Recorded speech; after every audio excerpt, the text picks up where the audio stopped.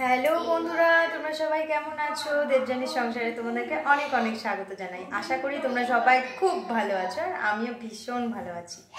তো চলে এসেছি রান্নাঘরে। আজকে কী কী রান্না করবো সব তোমাদের সঙ্গে শেয়ার করব। চলো তোমরা দেখতে থাকো আর আমার সঙ্গে থাকো ফার্স্ট থেকে লাস্ট পর্যন্ত। আমার শাশুড়ি মা লাউ শাক কেটে দিচ্ছে। লাউ শাকটা ভালো করে ধুয়ে নুন দিয়ে আর অল্প একটু জলের ছিটা দিয়ে সেদ্ধ বসিয়ে দিলাম।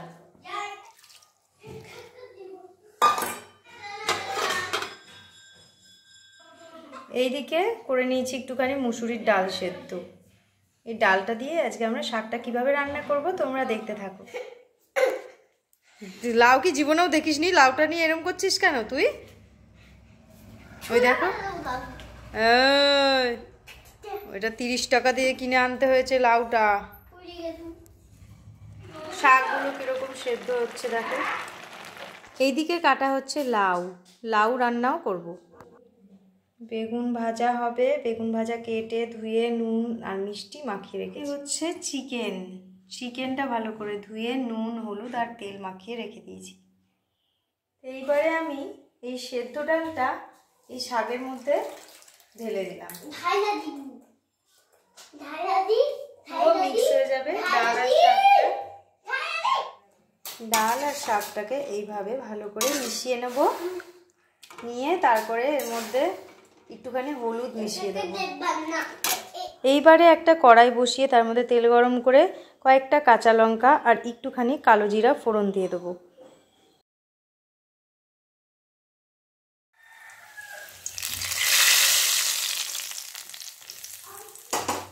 এবার আমি এর মধ্যে হলুদ মিষ্টি নুন পরিমাণ মতো দিয়ে ফুটতে দেবো।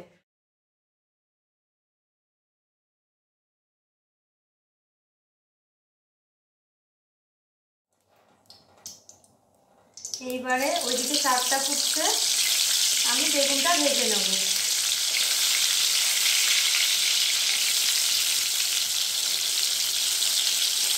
বেগুন ভাজা একটু বেশি করে তেল না দিলে বেগুন সব তেল শোক করে নেয়, যার জন্য বেশি করে আমি তেল দিয়ে বেগুনটাকে ভাজি, যাতে তেল পুরোটাই থেকে যাবে, তেল অতটা শোক করবে না। অনেক বেলা হয়ে গেছে, বেলা 12টা বাজে, যার জন্য সকালে যখন সামনে স্কুল থাকে আমি নিতে যাই। ও সামনে নিতে গেলে আমার কোনো অসুবিধা হয় না, তখন আমি স্নান পুজো সেরেই তারপরে রান্নাটা করি। কিন্তু আগে স্নান পুজো হয়নি, ওকে নিতে গেছিলাম বলে 12টা বেজে গেছে। আমি দুপাশে দুটো কড়াই বসিয়ে দিচ্ছি। এই রান্নাটা হয়ে গেলেই আমি মাংসটা করবো, কারণ আগে নিরামিষটা করে নিলাম। পেঁয়াজ রসুন মাংস আমার শাশুড়ি মা খান না, উনি বেগুন ভাজা আর এই লাউ শাকের ডাল দিয়েই ভাত খাবেন। আর আমরা লাউ শাকের ডালও খাবো আবার চিকেনটাও খাবো, যার জন্য চিকেনটা পরেই রান্না করবো। এই রান্না দুটো হয়ে যায়।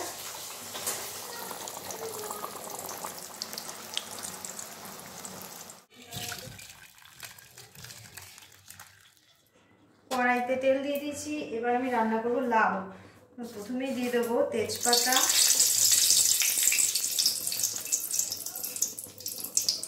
জিরে, কয়েকটা কাঁচা লঙ্কা, কয়েকটা ডাল ছিল, মুগ ডাল ঘরে ধুয়ে রেখেছি, ফোড়নের মধ্যে দিয়ে দেবো।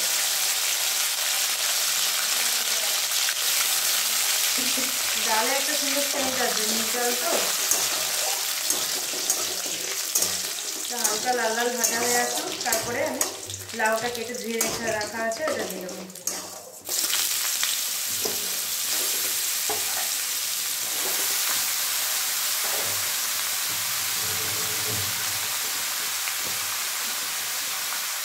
দিয়ে দেবো নুন, ঢেকে রাখবো সেদ্ধ হয়ে যাবে। কত জল বেরিয়েছে দেখেছো? দিয়ে দিয়েছি হলুদ, সব একসঙ্গে ফুটছে। এরপরে আমি দিয়ে দেবো ধনেপাতা, দিয়ে দিলাম সামান্য চিনি, যেটা সব রান্নাতে আমি দিয়ে থাকি। মিষ্টি মিষ্টি টেস্ট আসলে খুব ভালো লাগে। এইবারে দিয়ে দেবো ধনেপাতা কুচুগুলো। এইগুলো লাউর সঙ্গে ফুটতে ফুটতে লাউটা আরও কষে কষে আসবে, তখন আমি নামিয়ে নেবো। খুব সুন্দর গন্ধ বেরোয়, দারুণ লাগে। লাউ হয়ে গেছে, এবার রান্না করব মাংস। প্রথমে সেদ্ধ করা আলুগুলোকে আমি লাল লাল করে ভেজে নিই। মাংসের জন্য।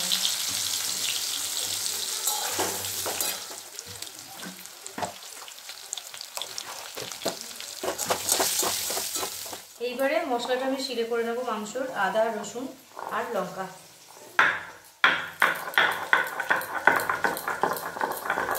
এদিকে কাটা আছে মাংসের জন্য পেঁয়াজ আর টমেটো।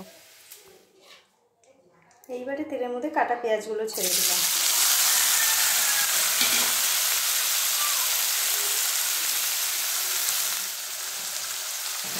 নুন দিয়ে দিলাম যাতে পেঁয়াজগুলো তাড়াতাড়ি নরম হয়ে যায়। পেঁয়াজগুলো লাল লাল করে ভাজা হয়ে গেলে সিলে করে রাখা মশলা, আদা রসুন লঙ্কা আর তার মধ্যে দিয়ে দিয়েছি হলুদ, টমেটো দিয়ে সব একসঙ্গে কষিয়ে নেব। হালকা করে কষিয়ে নিয়ে তার মধ্যে দিয়ে দেবো ম্যারিনেট করে রাখা মাংসগুলো।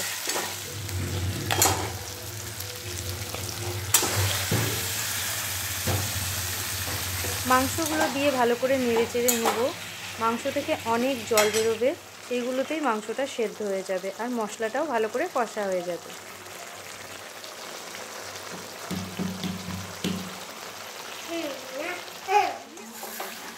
কষা হয়ে গেছে মাংস, কালারটা দেখো কত সুন্দর হয়েছে। গরম করেছি জল, এবার এই গরম করে রাখা জলটা মাংসের মধ্যে ঢেলে দেবো। মাংসটা এই গরম জল দিলাম তার কারণ ঠান্ডা জল দিলে মাংসগুলো কেমন শক্ত শক্ত হয়ে যায়, যার জন্য একটুখানি গরম করেই জলটা আমি দিই। মাংসের ঝোলটা ফুটে উঠেছে, এবার আমি এর মধ্যে দিয়ে দেবো সানরাইজের মিট মশলা। মিট মশলা দিলে মাংসর টেস্টই অন্যরকম হয়ে যায়, আমার তো ভীষণই ভালো লাগে। তোমাদের কেমন লাগে একটা কমেন্ট করে দিও। হয়ে গেছে আমাদের মাংসের ঝোল, এবার আমরা ভাত খেয়ে নেবো। তোমাদের ভিডিওটা কেমন লাগলো একটা কমেন্ট করে বলো, আর ভালো লাগলে অবশ্যই লাইক দিয়ে যেও, চ্যানেলটাকে সাবস্ক্রাইব করে যেও। টাটা।